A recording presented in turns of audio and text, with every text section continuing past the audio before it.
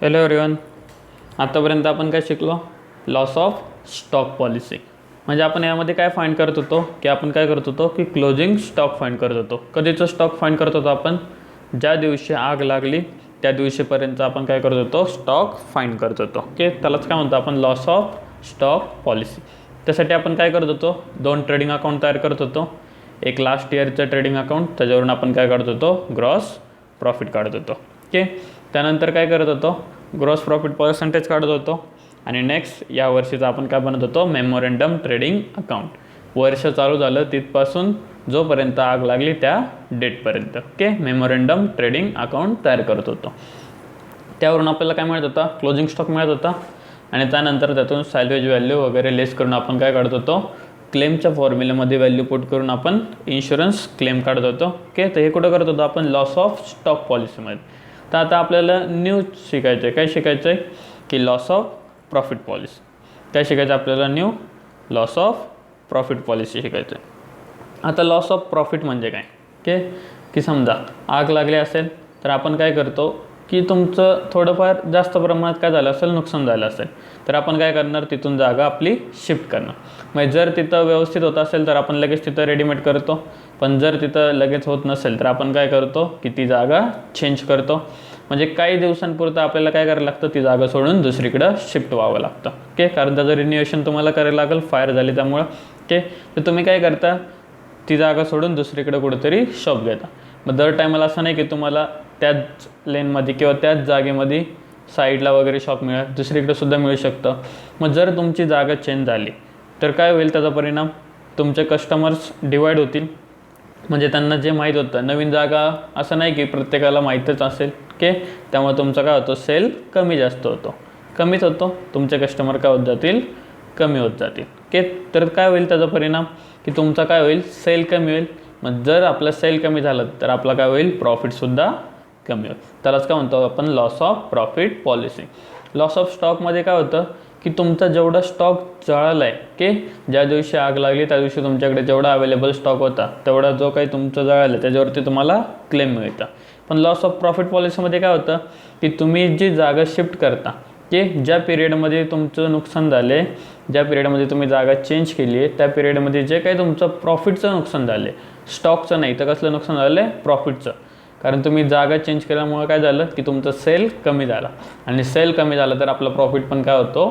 कमी होतो. ओके, तर त्यामुळे जे काही तुमचं प्रॉफिटचं नुकसान झाले त्याच्यावरती तुम्हाला काय मिळतो?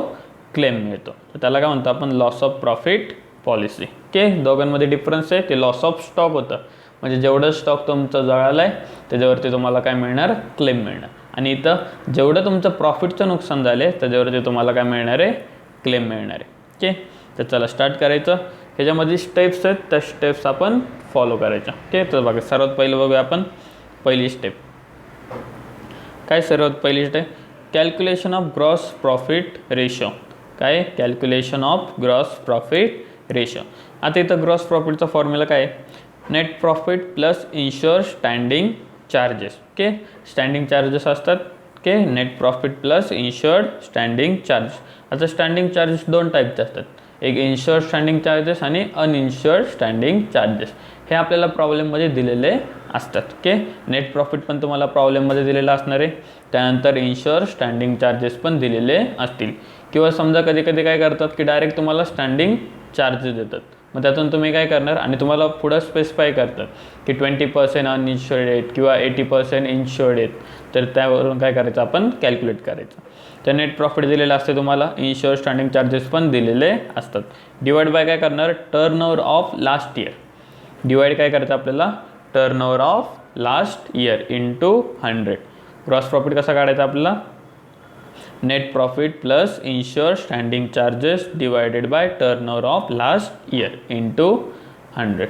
ओके, लक्षात ठेवा आपला ग्रॉस प्रॉफिट आपण सेल्स इंटू 100 हा फॉर्म्युला इथं नाही यूज करायचा. कोणता करणार तुम्ही? Net profit plus ensure standing charges divide by turnover of last year. Okay, हे लक्षात ठेवा. टर्नओव्हर ऑफ लास्ट इयर हे खूप इम्पॉर्टंट आहे. इंटू 100 ही झाली तुमची फर्स्ट स्टेज. ह्याच्यावरून काय मिळणार तुम्हाला? ग्रॉस प्रॉफिट पर्सेंटेज मिळते. ओके, त्यानंतर नेक्स्ट काय आहे? Short sales. आता शॉर्ट सेल्स म्हणजे काय असतो? तर बघा, sale of corresponding period of last year. Okay. म्हणजे समजा तुम्ही 5 मंथसाठी काय केलं, तुमचं दुकान शिफ्ट केलं. ओके. तुमची जी काय बिल्डिंग असेल किंवा शोरूम जे काय असेल 5 मंथसाठी काय केलं तुम्ही, शिफ्ट केलं. मग sale of corresponding period of last year. मग त्या 5 मंथ्समध्ये लास्ट इयरला किती सेल झाला होता, जेव्हा तुमचं नॉर्मल दुकान चालू होतं त्याच 5 मंथमध्ये लास्ट इयरला सेल किती झाला होता. ओके. ती अमाऊंट येईल. त्यातून काय करायचं, add less increase or decrease in sales. म्हणजे काय होतं की एव्हरी इयर ट्रेंड काय होत राहतो, चेंज होत राहतो. मग त्यामुळे काय होतात, काही काही गोष्टींच्या सेल्स वाढतात, काही काही गोष्टींचे सेल्स काय होत राहतात, कमी. म्हणजे ट्रेंड कमी जास्त होत राहतो. आता कपड्यांचं बघा, फॅशन आपली एव्हरी इयर काय होत राहते, चेंज होत राहते. मग फॅशन एव्हरी इयर चेंज होत राहते. तर लास्ट इयरच्या फॅशन ह्या वर्षी तेवढंच सेल होणार आहे का, नाही. तर तिथं काय होणार, डिक्रीज इन ट्रेंड होणार. तर काही काही गोष्टींच्या काय होतात, ट्रेंड इन्क्रीज होत राहतात. ओके. त्यानंतर लेस करून काय ॲड किंवा लेस करून आपल्याला काय मिळेल, एस्टिमेटेड सेल. ओके. म्हणजे अंदाजे सेल मिळेल. त्यानंतर काय करायचं, त्यात ॲक्च्युअल सेल्स काय करायचं आपण त्यातून लेस करायचा. ओके. म्हणजे लास्ट इयरला सेल एवढा व्हायला पाहिजे होता. ओके. पण यावर्षी तेवढा सेल झाला आहे का तुमचा, नाही झाला. का नाही झाला, कारण तुम्ही जागा काय केली आहे, शिफ्ट केली.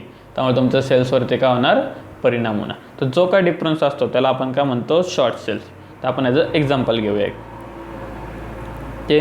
बघा, sale of corresponding period of last year किती होता, 2 लाख. म्हणजे तुमचा नॉर्मल बिझनेस जेव्हा चालू होता तेव्हा त्या इयरला काय झालं, 2 लाखचा सेल झाला होता. म्हणजे त्या मंथमध्ये किंवा त्या पिरियडमध्ये म्हणा. ओके.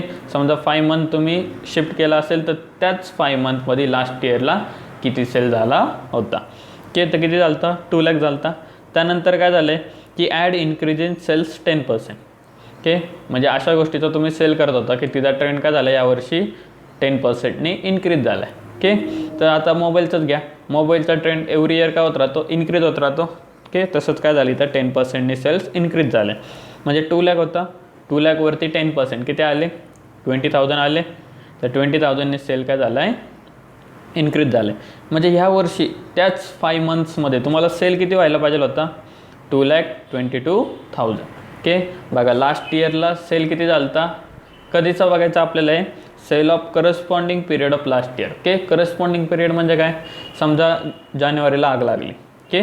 जानेवारी, फेब्रुवारी, मार्च, एप्रिल, मे हे 5 महिने काय झाले, तुम्ही दुकान दुसरीकडे शिफ्ट केलं. का, कारण तुम्हाला इथं काय करायचं होतं, रिन्युएशन करायचं होतं. फायरमुळे सगळं काय झालं, डॅमेज झालं.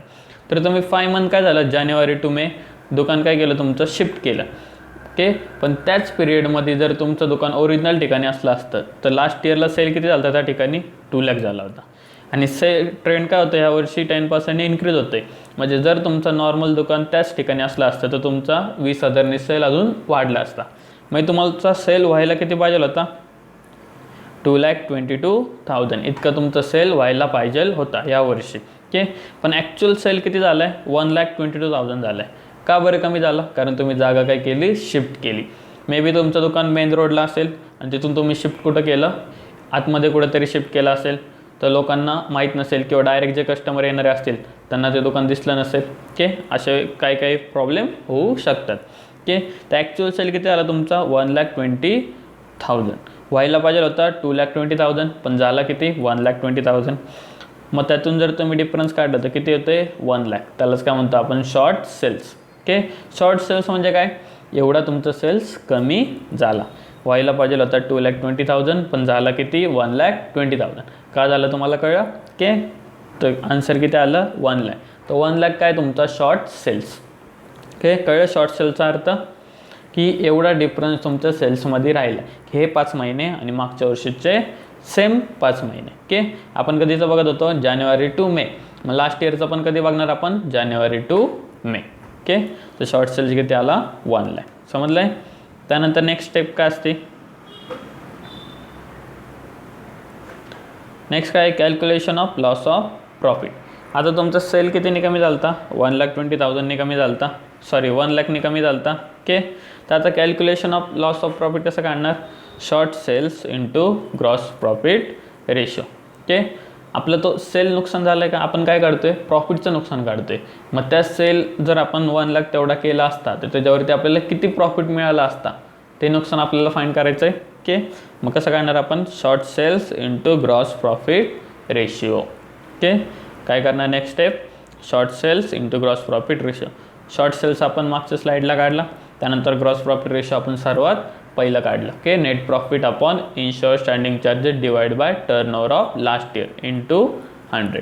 त्याच्या दोघांचं काय करायचं इंटीज. तुम्हाला काय मिळालं इथं लॉस ऑफ प्रॉफिट, की तुमचं किती नुकसान झालं आहे, कसलं स्टॉकचं का प्रॉफिटचं, प्रॉफिटचं. ओके, त्यानंतर next amount of policy required. Okay, next काय काढणार तुम्ही अमाऊंट ऑफ पॉलिसी रिक्वायर्ड. म्हणजे तुमचा तेवढा जो काय तुमचा लॉस झाला आहे प्रॉफिटचा तेवढा जर तुम्हाला रिकवर करायचा असेल तर तुम्ही किती रुपयाचा इन्शुरन्स घ्यायला पाहिजे होता, ती अमाऊंट आपल्याला फाईंड करायची होती. ती कशी काढणार, gross profit into sale of last year on the date of fire. Okay, आता बघा इथं 2 सेल असतात तुम्हाला, एक तर सेल ऑफ लास्ट इयर असतं. ओके, टर्नओव्हर म्हणजे काय सेल, 2 सेल असतात. कोणते, एक तर लास्ट इयरचा सेल असतो, त्यानंतर sale of last year on the date of फायरपर्यंत. ओके, 2 सेल कोणते असतात, समजा तुमची 30 मेला आग लागली असेल, 30 मेला काय झाले तुमची फायर झाली असेल, तर तुमच्याकडे 2 सेल कधी असणार, की एक तर आपलं इयर कधी क्लोज होतं 31 मार्चला, मग एक सेल कधीपर्यंत असणार आहे 31 मार्चपर्यंत असणार आहे, तो झाला सेल ऑफ लास्ट इयर. त्यानंतर एक सेल कधीपर्यंत असणार आहे तुमचा, की 30 मेपर्यंत. ओके, एक सेल कधीपर्यंत असणार आहे 30 मे. 2 सेल असणार, एक 31 मार्चपर्यंत आणि एक कधी असणार फायर लागली तोपर्यंत, म्हणजे कधीपर्यंत 30 मेपर्यंत. ओके, असे 2 टाईपचे सेल्स असणार आहे. मग काय करणार, gross profit into sale of last year on the date of fire. Okay, हे कधी काढणार, अमाऊंट ऑफ पॉलिसी रिक्वायर काढण्यासाठी. आणि जेव्हा तुम्ही ग्रॉस प्रॉफिट काढता तेव्हा तुम्हाला सेल कोणता पाहिजे, लास्ट इयरचं सेल पाहिजे. ओके, जेव्हा आपण प्रॉब्लेम सॉल्व करू तेव्हा तुम्हाला अजून क्लिअर होऊन जाईल. त्यानंतर नेक्स्ट स्टेप काय आहे, amount of claim. Next step काय, अमाऊंट ऑफ क्लेम. तर कसं काढणार, अमाऊंट ऑफ पॉलिसी की जे तुम्हाला प्रॉब्लेममध्ये दिलेली असेल divided by amount of policy require. आताच आपण लास्टला फॉर्म्युला बघितला, की amount of policy divide by amount of policy required into loss of profit. Loss of profit पण बघितलं आपण, ग्रॉस प्रॉफिट इंटू काय शॉर्ट सेल्स होतं. ओके, तर amount of policy divide by amount of policy required into loss of profit. Okay, तर ह्या काय step आहेत त्या आपल्याला काय करायच्यात, फॉलो करायच्यात. सर्वात पहिलं काय काढायचं आपल्याला, ग्रॉस प्रॉफिट काढायचं आहे पर्सेंटेज. ओके, त्यानंतर काय काढायचं आहे, शॉर्ट सेल्स काढायचं आहे, म्हणजे तुमचा सेल्स किती रुपयांनी कमी झाला. ओके, त्यानंतर काय काढायचं आहे नेक्स्ट आपल्याला, शॉर्ट सेल्स काढायचं, काय करायचं, लॉस ऑफ प्रॉफिट काढायचं आहे. पहिलं ग्रॉस प्रॉफिट, त्यानंतर काय काढणार आपण, पहिलं ग्रॉस प्रॉफिट काढणार, त्यानंतर नेक्स्ट काय काढणार,